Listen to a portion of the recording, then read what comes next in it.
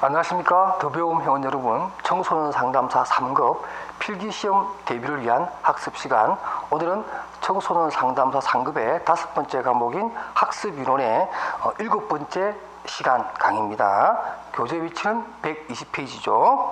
우리가 지난 시간에는 기억과 또 망각 또는 인출이라고 하는 전체적인 개념을 좀 설명을 하고, 기억에 관련된 감각 기억과 그리고 단기 기억, 또 최근에 이 단기 기억을 대체할 수 있는 자급 기억이라고 하는 것을 설명하면서, 자급 기억의 세 가지 구성 요소인 어문 루프라든가 시공간 잡기장, 그리고 중앙 집행기라고 하는 내용을 우리가 120페이지 상단까지 학습을 했고요. 오늘 이 시간에는 장기 기억과 그다음 중다 기억 체계, 그다음에 또 인출과 또 인출을 방해하는 망각에 관한 개념을 학습하도록 하겠습니다. 자, 그럼 교재 120페이지 보시게 되면 위쪽 부분에 네모 5번입니다. 장기 기억입니다. 장기 기억이라고 하는 것은 우리가 앞 시간에 배웠던 단기 기억과는 조금 다르게 말 그대로 장기적으로 기억되는 저장고를 얘기하는 것이고, 또 그러한 기능을 얘기합니다. 그래서 장기 기억은 무한한 정보를 영구적으로 저장할 수 있는 곳이며, 장기 기억으로서의 정보를 전이하기 위해서 시연하는 것이 좋다. 다시 말해서 리허설 같은 경우죠. 물론 단기 기억도 리허설을 통해서 활용하기도 하고, 또는 장기 기억으로 기억을 옮기는 이런 기능을 합니다. 그리고 이러한 장기 기능은 바로 일상 기억과 의미 기억이라고 하는 것을 구분할 수가 있다. 그래서 여러분들 일단 머릿속에 일상 기억과 그다음에 의미 기억이라고 하는 개념을 차시고, 큰 개념으로서 장기 기억을 분류하는 용어라는 걸 알아두시기 바랍니다. 그러면 일상 기억은 뭐냐? 나와 있는 것처럼 일상 기억은 주로 개인의 어떤 경험을 토대로 해서 경험과 관련되어 있는 기억을 얘기합니다. 그래서 어떤 장소라든가 사건이라든가 이러한 것으로서 어떤 정보가 연결되어 있는 그러한 기억을 우리는 일상 기억이라고 하고요. 그 다음에 의미 기억이라고 하는 것은 우리 말 그대로 의미입니다. 개념, 컨셉이라고 하는 개념과 연결되어 있으면서 문제 해결적인 사고 기술이라든가 개념, 일반화 규칙들이죠. 그래서 거기 나와 있는 의미 기억들은 일반적으로 학교 수업을 통해서 얻어낸 지식의 개념이 될 것이고, 위에서 말한 일상 기억은 일반적으로 말 그대로 일상입니다. 일상 소환에서 어떤 생활 속에서 얻어지는 기억이나 또 기억해야 될 내용들을 얘기하는 것입니다. 그래서 이러한 일상 기억들은 일반적으로 역행간섭이라고 해서 나중에 이제 우리가 순행간섭, 역행간섭을 배우게 되는데, 역행간섭이라고 해서 과거의 일상의 내용이 최근의 일상의 내용 때문에 과거의 일상이 잘 기억나지 않는 그러한 어떤 인출의 어려움을 겪기도 한다. 이렇게 일상 기억에 대한 개념을 잡아 주시고요. 이러한 장기 기억과 관련해서 또는 단기 기억 또는 인출과 관련해서 상당히 기출문제에서 많이 출제가 되는데요.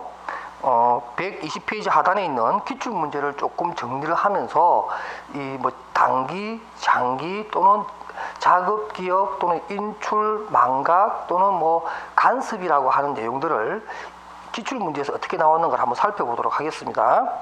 일단은 우리가 앞 시간에 배웠던 감각 등록기 또는 감각 기억이라고 하는 개념에 대해서 이렇게 기출문제는 정의를 합니다. 감각 등록기는 매우 짧은 시간 동안에 정보를 잠시 기억하는 구조로서 여러 감각기관을 통하여 주어진 외부 정보를 감지하여 운용하는, 그래서 장기 또는 단기 기억으로 옮겨주는 역할을 하게 됩니다. 우리가 갖고 있는 감각은 여러분 잘 알고 있는 오각이죠. 시각, 촉각, 청각, 후각, 미각, 이렇게 5가지의 감각기를 가지고 있어. 이러한 감각기를 통해서 정보를 받아들입니다. 그러니까 우리가 어떤 이런 감각기가 없다면은 사실 정보를 받아들이는 것조차 처음부터 불가능하다, 이렇게 얘기할 수가 있겠습니다. 그다음 121페이지 가서 단기 기억입니다. 우리 단기 기억에 관련해서 일반적으로 부호하고 파지한다는 개념 설명했고, 리허설을 통해서 그러한 기억을 좀 더 연장할 수 있다라고 얘기했고, 또 가장 중요한 거, 우리가 단기 기억이라고 하는 것은 사실을 그렇게 강력하게 기억되어 있는 것이 아니기 때문에, 또는 용량이 굉장히 제한되어 있다거나 저장고 자체가 어떤 문항이 많아지거나 양이 많아지면 기억하기 힘들어진다 그랬죠. 그래서 이러한 단기 기억을 극복할 수 있는 방법 중에 하나가 뭐라고요? 바로 청킹이라고 하는 거, 여러분들 지난 시간에 배웠던 거 기억나실 겁니다. 그래서 이런 단기 기억의 어떤 용량의 한계점을 뛰어넘는 청킹이라고 하는 것을 사용할 수가 있다, 이렇게 얘기를 했습니다. 그리고 이제 우리가 인출과 망각과 관련해서 나중에 한 파트에서 또 공부하겠지만 미리 이제 기출문제에서 나왔으니까 한번 보면, 그 스턴버그라고 하는 사람은 기억 탐사 실험을 통해서 단기 기억에 있는 정보는 하나에 한 번씩 순차적으로 처리되는 그런 특징이 있다, 이런 것을 밝혀냈고요. 특히 이러한 그 단기 기억은 최근에 와서 워킹 메모리라고 해서 작업 기억이라고 하는 이러한 용어로 설명이 되면서 단순한 단기 기억이 그냥 하나의 기억으로 남는 것이 아니라 기능적 측면을 강조해서 충분히 이러한 단기 기능도 얼마든지 통합하고 어떤 그 기억 내지는 어떤 연합하는 능력을 가지고 있다, 이렇게 하면서 기능적 측면을 강조하면서 최근에는 이 작업 기억이라는 용어를 더 많이 사용한다, 이것도 제가 한번 설명을 드렸을 겁니다. 그 다음에 장기 기억, 조금 전에 우리가 배웠던 그 내용을 설명하는 것인데요. 일반적으로 장기 기억은 왜 장기가 되느냐면 주어진 정보를 정교화시키고 구조화되어 있기 때문에, 그래서 어떤 부호화를 잘했기 때문에 오랜 동안 기억의 저장고에 남아있다, 이렇게 설명할 수가 있겠습니다.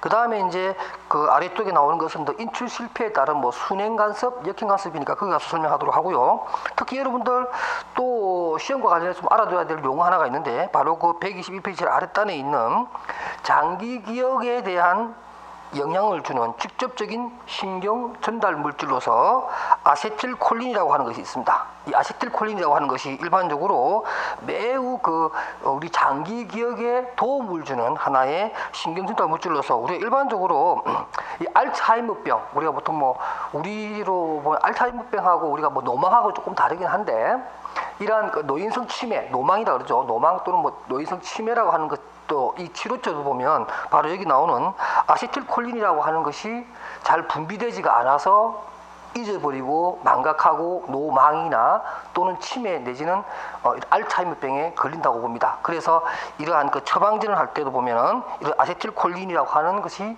그러니까 분배를 억제하는 것을 막아주는, 그러니까 분배가 잘 되도록 하는 그러한 처방을 하게 됩니다. 그래서 여러분들 꼭 그 아세틸콜린이라고 하는 개념, 요 신경전달 물질에 대해서 용어를 꼭 알아두시기 바랍니다. 그 다음에 이제 122페이지로 가서 중다기억체계입니다. 중다기억체계는 우리가 조금 전 앞에서 장기 기억을 크게 두 가지로 나눌 때는 일상적 기능과 그 다음에 의미적 기억이라고 하는, 일상적 기억과 의미적 기억 이렇게 두 가지 나누는데요. 중다기억체계는 크게 나눠서 한 세 가지를 우리가 볼 수 있습니다.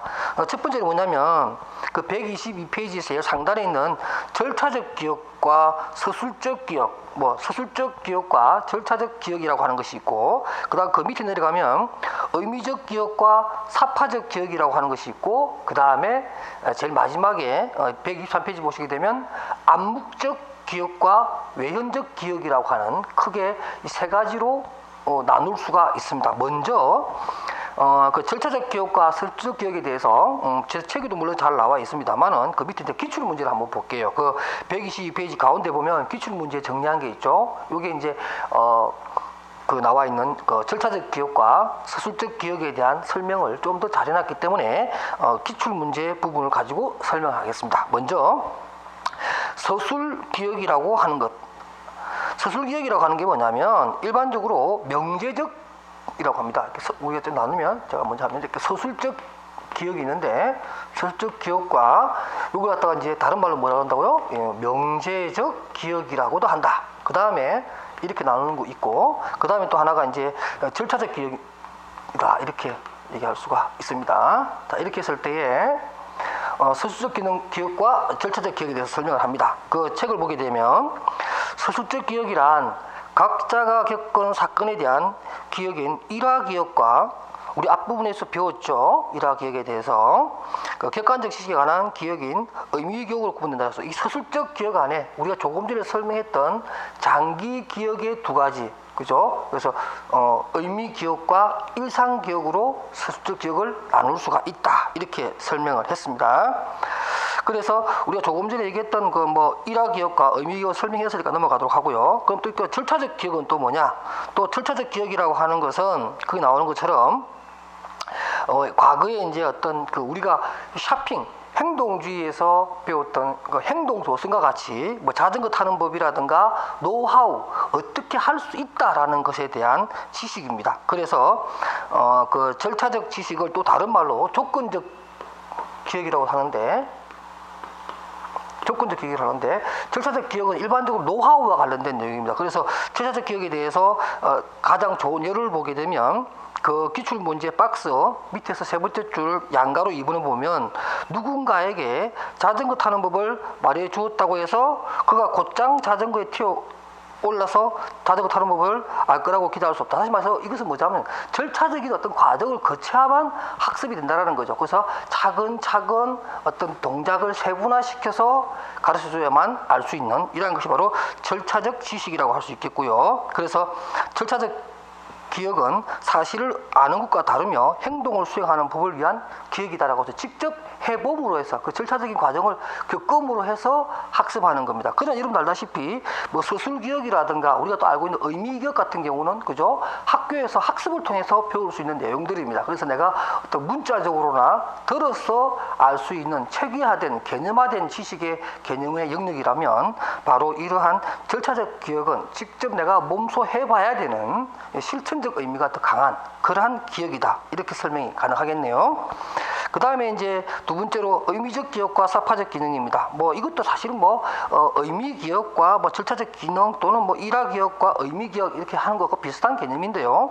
굳이 의미적 기억이라고 하고 구분한다면 정보를 학습하였을 때 맥락과 관련이 없는 일반적인 지식입니다. 그래서 뭐 고래는 어떠하냐 또는 포유류는 뭐냐 뭐 이런 것들이죠. 그래서 그것이 어떤 의미가 있느냐 이런 거하고 맥락적 의미를 갖고 있지는 않다는 거죠. 단순한 어떤 지식 체계로서 받아들이는 것이고, 근데 사파적 기억이 있습니다. 이것은 에피소드라고 할 수 있는데 일반적으로 우리가 개인의 어떤 경험에서 얻어지는 그러한 지식이나 기억입니다. 그래서 그 123페이지 나오는 거 보면 뭐 초등학교 때 내가 학예 때 노래를 불렀다든지 춤을 췄다든지 이런 기억들입니다. 그래서 이것은 하나의 어떤 전체 기억 중에서도 뭐 뚜렷하게 기억되는 액자 속의 액자 같은 그러한 기억들을 우리는 사파적 기억이라고 합니다. 그래서 이게 뭐 이게 무슨 장기 기억의 어떤 내용을 설명하는 것이냐 그것이 아니라 기억의 한 행태를 학자마다 좀 분류한 그런 것이라고 할 수가 있겠네요.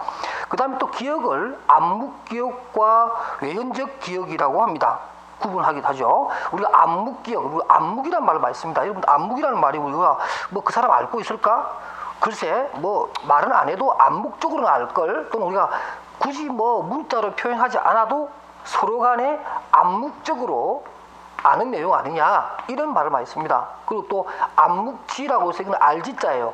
그러니까 딱 드러나 있지는 않지만 외연상 드러나지는 않지만 암묵적으로 알고 있다라는 의미로 암묵지다 이렇게 우리가 많이 쓰죠. 그래서 이 암묵이란 말은 굳이 말하지 않아도 알고 있다라는 의미, 또는 언제든지 약간만 기억을 하면 바로 끄집어낼 수 있는 인출이 가능한 그러한 기억을 얘기합니다. 그래서 암묵 기억이란 무의식적이고 간접적으로 접근할 수 있는 기억입니다. 그래서 뭐 자기가 평소에 중요하지 않습니다. 근데 강의 시간에 어떤 교수가 입고 왔던 옷, 글쎄 오늘 뭐 입고 왔더라? 가만히 생각해 봅니다. 그래서 맞아, 뭐 체크 무늬 옷 입고 왔어. 이런 것들이죠. 그러니까 바로 떠오르지도 않고, 또 그것이 어떤 대화의 내용이 속하지도 않고 학습의 내용도 아닙니다. 그렇지만 그 외적으로 그렇게 잘 가르치는 선생님이 옷 입는 건 어때?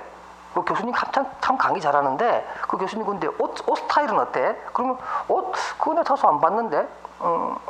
근데 그분 원래 저기 체크 무늬 옷 좋아하시고 오늘도 그거 입고 온 것 같더라. 이렇게 기억해내는 거죠.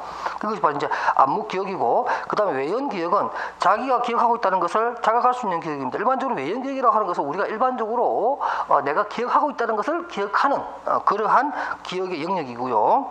그래서 외연 기억은 직접적으로 접근할 수 있는 기억이며 이러한 외연 기억은 기억 상실증이나 나이, 약물의 투여, 간섭 등과 같은 요인들에 의해서 크게 영향을 받습니다. 그러니까 이것은 일반적으로 외연 기억이기 때문에 다른 요소에 의해서 영향을 받아서 예를 들어 약물 투여라든가 또는 어떤 간섭적인 상황들 요소가 있음으로 해서 인출에 어려움을 겪을 수 있지만 이러한 암묵 기억은 그런 것과 상관없이 약간 뭐랄까 약간 무의식 그러니까 전의식과 그러니까 의식과 무의식 사이에 우리 전의식이라고 하는 거 있죠, 그죠? 프로이트 이론에 보면 그 전의식 속에 속해져 있는 그런 부분이기 때문에 이러한 영향으로부터 회피되어 있으면서 또 필요하다면 얼마든지 또 끄집어낼 수 있는 그러한 기억이라고 할 수가 있습니다. 그래서 이러한 나이나 기억 상실증이라든가 약물 투여라든가 환경이라든가 또는 어떤 간섭적 요소에 의해서 암묵적 기억은 영향을 받지 않는다. 이렇게 보시면 되겠습니다.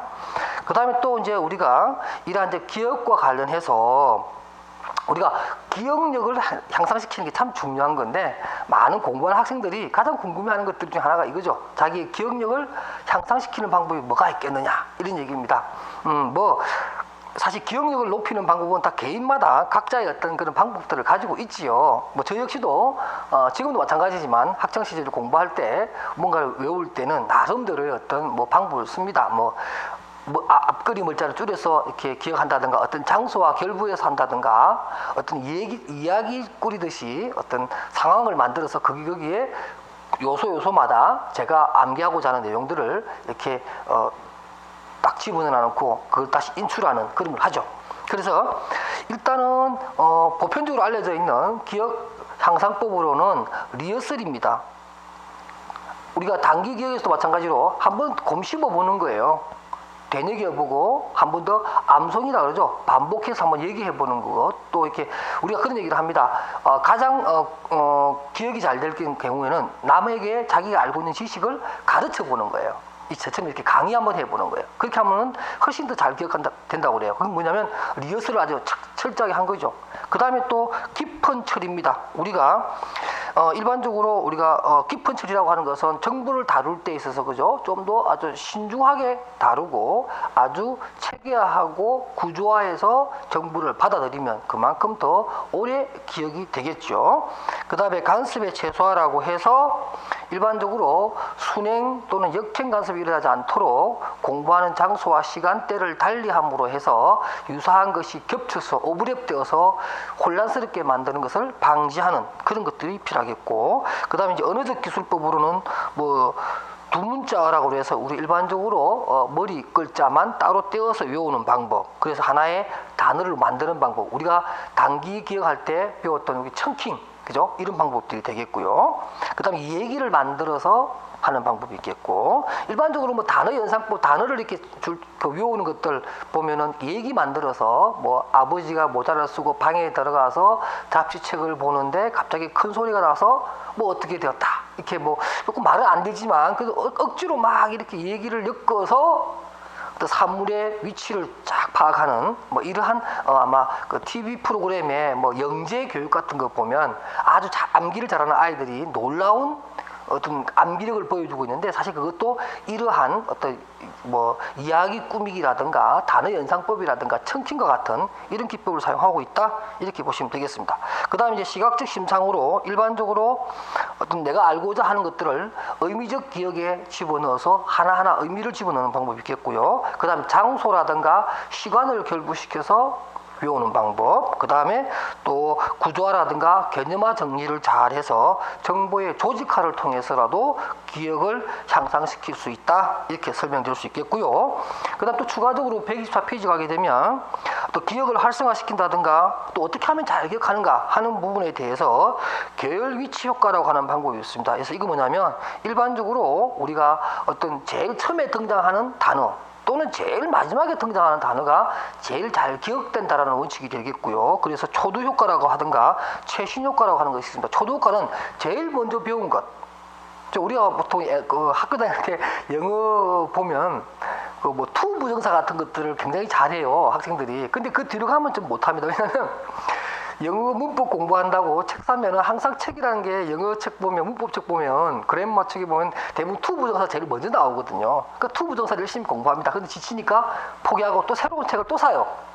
그러니까 또 새로운 책을 사도 역시 그 어떤 목차를 보면 투 부정사가 먼저 나오거든요. 그러니까 또 투 부정사를 또 공부합니다. 그러다 또 그 책이 또 실적이나 또 치우고 새로운 거 또 사요. 역시 그 책도 투 부정사가 먼저 나오죠. 그러니까 투 부정사는 잘해요. 근데 그 뒤로 나오는 뭐 동명사나 분사나 이런 것은 그까지 안 가봤으니까 잘 못하는 그런 경우가 있는데 바로 이러한 초도 효과를 얘기하는 거고, 그다음 또 최신 효과라고 하는 것이 있습니다. 이것은 제일 마지막에 공부한 것이 잘 기억 남는 거죠. 그래서 우리가 일반적으로 보면 어떤 게 있어요. 수업 시간, 시험 앞두고 제일 중요한 것은 시험 시작 바로 전에 빨리 착 펼쳐가지고 한번 싹 훑어보고 딱 시험을 준비하면 훨씬 더 제일 마지막에 봤으니까, 그죠? 가장 최근에 본 최신의 어떤 내용이니까 기억을 잘한다, 이렇게 얘기할 수가 있습니다. 그래서 이러한 기억 향상법에 대해서도 시험이 잘 나오니까 좀 정리해서 공부해 두시기 바랍니다.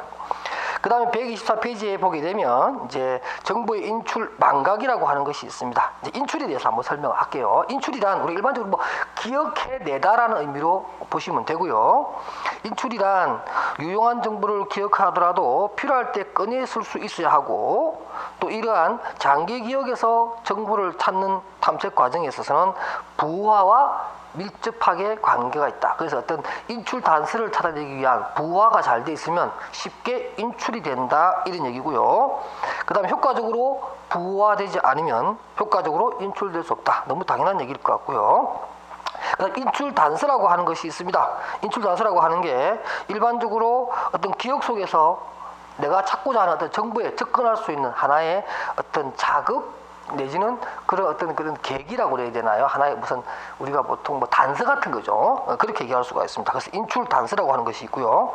우리가 인출 단서가 제대로 작동되지 않으면 인출 단서는 또 작동이 되는데 정작 우리가 인출하고자 하는 그 내용 자체가 잘 떠오르잖아요. 우리가 보통 뭐라 그러죠? 기억이 나는데 이게 목 끝까지 와서 안 나온다. 또는 뭐죠? 혀 끝에 달려서 안 나오는 거예요. 그게 설단 현상이라고 그럽니다. 그러니까 혀 끝에서 막 맹돌고 정작 그 단어가 탁 떠오르지 않아요. 이를 갖다 우리가 이제 설단 현상이라고 하는데, 일반적으로 이러한 그 설단 현상이라고 하는 것은 장기 기억에 정확하게 우리가 도달하지 못했기 때문에 생겨나는 현상이고요. 그래서 이런 것을 극복하기 위해서는 정보를 받아들일 때 정교화를 또 정교화된 또 부화가 필요하다, 이렇게 설명이 되겠습니다. 그 다음 125페이지에 맥락 단서라고 하는 것이 있습니다. 맥락 단서라고 하는 것은 우리가 일반적으로 어떤 맥락 속에 암기된 내용들을 더 잘 인출할 수 있다는 거죠. 그러니까 어떤 단서를 찾아야 되는 거죠. 우리가 어떤 장소에 가서 학습된 내용들은 잘 다른 데서 기억이 안 나지만 해당 장소에 가게 되면 잘 기억하는 거 있죠. 그죠? 같은 장소, 같은 시간에 가게 되면 그 당시에 배웠던 내용들이나 기억했던 것, 약속했던 것들이 잘 기억되죠. 그래서 일반적으로 그 상태 의존적 기억이라고 해서 보면은 뭐 잠수가 물 밑에서 외우면 물 밑에서 잘 기억한다, 뭐 이런 것들 있잖아요. 뭐 이것도 다시 보면 맥락 단서와 상태 의존적 기억은 거의 비슷한 상태 내용을 설명할 수 있는 건데요. 맥락 단서는 말 그대로 어떤 사건의 흐름이나 시나리오 속에서의 맥락이 있다면, 그 맥락이 유사하다면 잘 인출될 것이고, 상태 의존적 기억이라고 하는 것은 일반적으로 같은 장소라든가 같은 시간, 같은 상황을 만들어 놓고 나면 더 잘 기억한다. 우리가 농담으로 그런 얘기 하잖아요. 약주 좋아하시는 분들, 그죠? 보통 이렇게 매번 이렇게 술이 이만큼, 코미디 같은 데 보면 나오죠? 이렇게 술이 이만큼 돼가지고 늘 만취 상태에서 귀가를 하시던 분이 낮에 술 안 찬 멀쩡한 상태에서 집을 찾아가니까 집을 못 찾는 거죠. 자기는 늘 이렇게 술이 취한 상태에서 집을 기억해서 갔는데 맑은 정신이니까 집이 기억이 안 나는 거죠. 그래서 할 수 없이 술을 먹고 집으로 찾아갔다는 아주 슬픈 얘기들 나옵니다. 바로 이게 이제 상태 의존적 기억이라고 할 수가 있겠습니다. 그리고 또 정서 일치 효과도 인출 단서를 끄집어내는데 굉장히 중요한 역할을 합니다. 이를 먼저 아주 즐거울 때는 즐거운 기억을 잘 끄집어내고, 또 우울하거나 슬플 때는 우울한 것, 슬픈 기억을 더 잘 인출할 수 있다, 이렇게 얘기할 수가 있겠습니다. 자, 이렇게 해서 오늘은 또 정보의 인출까지 공부를 했고요. 다음 시간에는 망각과 또 망각과 관련된 또 재밌는 에빙하우스의 얘기도 같이 공부하도록 하겠습니다. 그럼 다음 시간에 다시 뵙도록 하겠습니다. 여러분 수고하셨습니다.